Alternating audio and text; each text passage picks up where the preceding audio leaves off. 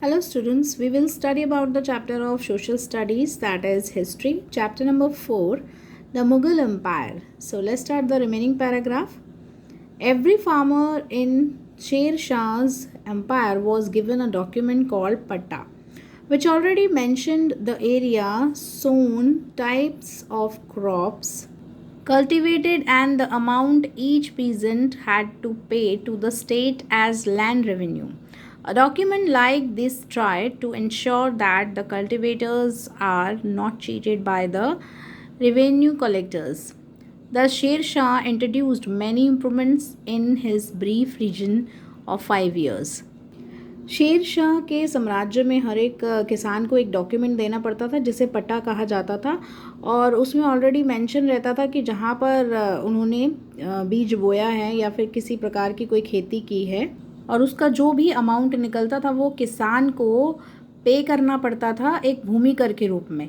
और ये जो डॉक्यूमेंट था इससे कोशिश की जाती थी, ये विश्वास रहता था उनको, मतलब किसान लोग ये विश्वास दिला पाते थे राजा को कि वो चीटेड नहीं करेंगे, यानी कि धोखा नहीं देंगे और मतलब जो भी उनको भूमि कर देना होता था उसके लिए कोई भी धोखाधड़ी नहीं करेंगे वो, इसलिए वो पेपर जो है वो सबमिट कराया जाता था।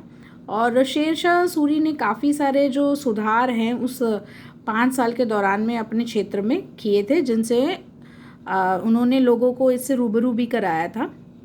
Sher Shah died in 1545 AD. His successor ruled until Humayun restored Mughal rule in 1555 AD. Sher Shah की जो है मृत्यु हो जाती है 1545 में और बाद में जब उसका उत्तराधिकारी जो है वो हुमायूं बैठता है मुग़ल साम्राज्य पर 1555 ईस्वी में। Akbar 1556 to 1605 AD. Humayun was succeeded by his son Akbar in 1556 AD.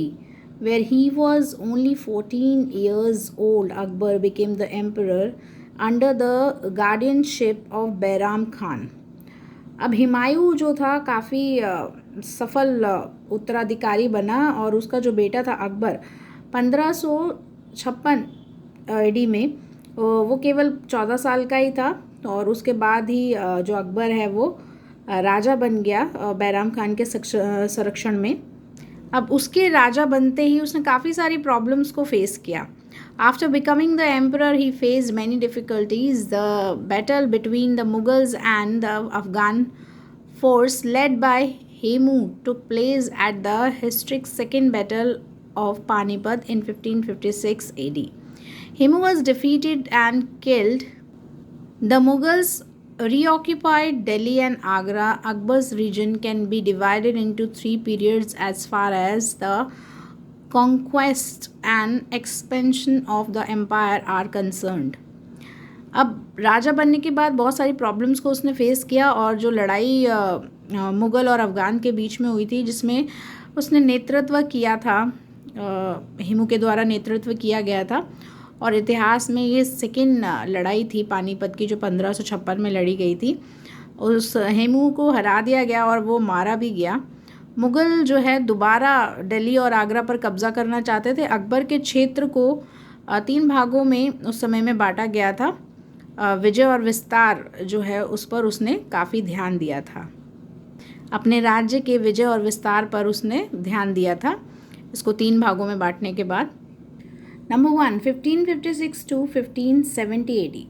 Akbar gradually asserted his independence and freed himself from the domination of his guardian Bairam Khan. During his period, Akbar took over Malwa and parts of central India. He also captured the forts of Chittor and Ranthambore. Jodhpur had been conquered earlier. Akbar जो है वो धीरे धीरे इस बात पर जोर दे रहा था कि कैसे आज़ादी दिलाई जाए उनके प्रभुत्व से, उनके गार्डियन जो बैराम खान थे उनको। अब इस समय के दौरान में अकबर जो है मलवा के और बाकी जो पार्ट थे सेंट्रल एशिया के उसने वो अपने कब्ज़े में किए और चित्तौड़ का भी किला जो था और रणथंभौर का वो भी अपने कब्ज़े में लिया और बहुत जल्द ही उसने जोधपुर पर भी अपना कब्ज़ा जमा लिया, यानी कि उसे जीत लिया। सेकेंड है 1570 to 1585 AD. During this phase, Akbar conquered Gujarat, Bengal, Bihar, and Odisha. The rich parts of Gujarat and Bengal brought immense profit to the Mughals. अब इस फेज़ के दौरान में अकबर ने गुजरात, बंगाल, बिहार, उड़ीसा जीत लिए और काफ़ी सारे गुजरात के जो पार्ट्स थे उनको भी जीत लिया. बंगाल के जो भी ज़्यादा से ज़्यादा उन्होंने काफ़ी प्रॉफिट्स मुग़ल को मिला इससे. थर्ड है 1585 to 1605 AD. Akbar further expanded his empire in the northwest by capturing Kashmir, Kabul and Kandahar. In the Deccan, he conquered Berar, Kandesh and Ahmednagar. अब अकबर ने बहुत जल्द ही अपने साम्राज्य को विस्तार कर लिया. नॉर्थ वेस्ट से कब्ज़ा कर लिया उसने कश्मीर पर, काबुल और कंधार पर, और दक्कन से उसने बेरर, कंदेश और अहमदनगर भी जीत लिया. Thus, at its peak, Akbar's empire stretched from the Himalayas and Kashmir in the north to the river Godavari in the south and from Kandahar in the west to Bengal in the east. अब बहुत जल्द ही वो बिल्कुल चोटी पर पहुंच गया था, ऊंचाई तक पहुंच गया था. अकबर ने अपने साम्राज्य को बहुत ज़्यादा विस्तार में बढ़ा लिया था. हिमालय और कश्मीर के नॉर्थ तक, जो कि रिवर गोदावरी साउथ है वहाँ तक से लेकर कंधार के वेस्ट टू बंगाल से ईस्ट तक, तो काफ़ी राज्य को उसने बढ़ा लिया था.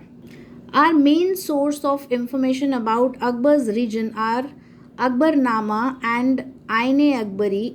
Abul Faizal, one of the 9 jewel of Navratans of Akbar's court, wrote a 3-volume history of Akbar's region titled Akbarnama. Beginning in 1589 AD, Abul Fazl remained in the Mughal court and worked on Akbar for 13 years, repeatedly revising the draft. Akbarnama is based on a number of sources including government records, actual records of events and verbal accounts of people. हमारा जो main स्रोत था जानकारी का वो था अकबर का क्षेत्र, जो जिसे अकबरनामा और आईने अकबरी जो है. अबुल फैजल जो थे उसमें से एक, जो उनके नवरत्न थे, 9 रत्न थे ज्वेल, उनमें से एक थे अबुल फैजल, जो अकबर के कोर्ट में उन्होंने जब लिखा 3 वॉल्यूम्स हिस्ट्री के बारे में. अकबर का जो क्षेत्र था उसको टाइटल दिया गया, मतलब अकबरनामा.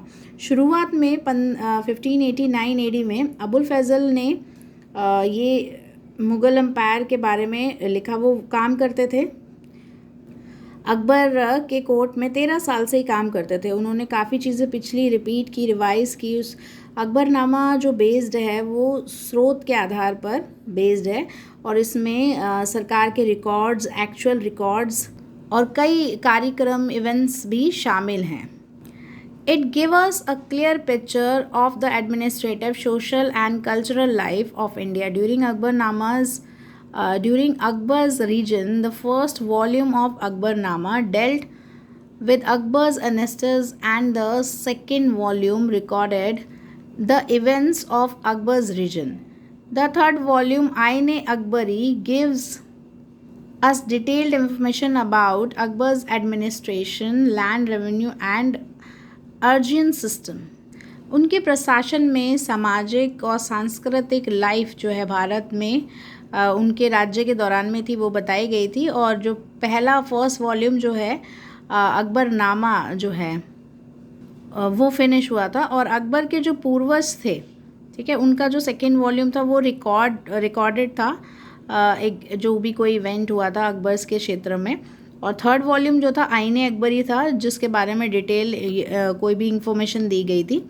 उसमें अकबर के प्रशासन के बारे में बताया गया था, जिसमें भूमि कर और कृषि के व्यवस्था के बारे में ब्यौरा दिया गया था. Jahangir 1605 to 1627 AD. Akbar was succeeded by his son Jahangir, popularly known as Salim. Jahangir followed Akbar's policies. He too adopted the policies of religious tolerance and developed marriage alliances with the Rajput chiefs and gave grant of high offices.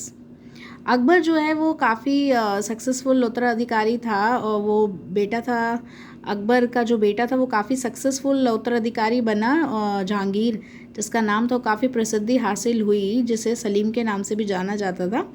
और उसने अकबर की नीतियों को follow किया और अपनाई उनकी policies, और जो धार्मिक सारी नीतियाँ थी वो भी टॉलरेंस की काफ़ी डेवलप्ड किया। और काफ़ी जो जैसे कि उन्होंने राजपूत के जो चीफ्स थे उन्होंने भी हाई ऑफिसर्स चीज़ें जो है उनको उनकी permission the. Jahangir's region saw the advent of the European traders into India. Jahangir's grant trading rights to the Portuguese and later to English. In 1608 AD, Captain William Hawkins, who represented the East India Company, came to Jahangir's court. अब यहाँ जहांगीर ने जब क्षेत्र में देखा तो काफ़ी सारे जो यूरोपियन ट्रेडर्स थे भारत में, उनको परमिशन दी, राइट दिया यहाँ से व्यापार करने के लिए। पोर्टुगीज बाद में वो इंग्लिश जो थे तो उन्होंने भी उनके साथ व्यापार किया। और 1608 में जो कैप्टन विलियम हॉकिंस थे जिन्होंने ईस्ट इंडिया कंपनी को रिप्रेजेंट किया जहांगीर की कोर्ट में, Thomas Rao and envoy of the King of England visited Jahangir's court in 1650 AD. A significant aspect of Jahangir's region was the powerful role played by his wife Noor Jahan. Noor Jahan set new fashions based on Persian culture. She added grace and charm to the Mughal court. She was the most beloved wife of Jahangir, and he even put her name on coins along with his own. She was a constant companion of Jahangir and even joined him in hunting. She was a power behind the throne. Her family members were given powerful position in the Mughal court. Thomas Rao एक दूत के रूप में राजा के जो वो England के राजा थे वो जिन्होंने विज़िट किया, घूमने आए वो जहांगीर के कोर्ट में 1615 AD में। और उनका जो महत्व, उन्होंने पहल की जहांगीर के क्षेत्र में एक पावरफुल रोल प्ले करने में। उनकी वाइफ थी जो नूर जहाँ, तो जब वो यहाँ पर आए थे तो उनकी वाइफ काफ़ी अहम भूमिका निभाती थी उनके साथ में।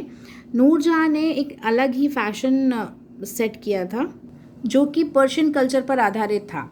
अब वो काफ़ी ग्रेसफुल महिला थी और काफ़ी चार्मिंग थी, वो काफ़ी जादू था मुग़ल कोर्ट में जब वो इस तरह के ड्रेसेस पहनती थी। और काफ़ी वो बहुत ही जहांगीर की प्यारी वाइफ थी जो कि उनके कॉइन्स पर अपने साथ ही जहांगीर जो है नूरजहाँ का नाम भी लिखवाते थे। तो बहुत ही स्थिर साथी वो बन गई थी जहांगीर की, और शिकार में भी वो उनको ज्वाइन करती थी।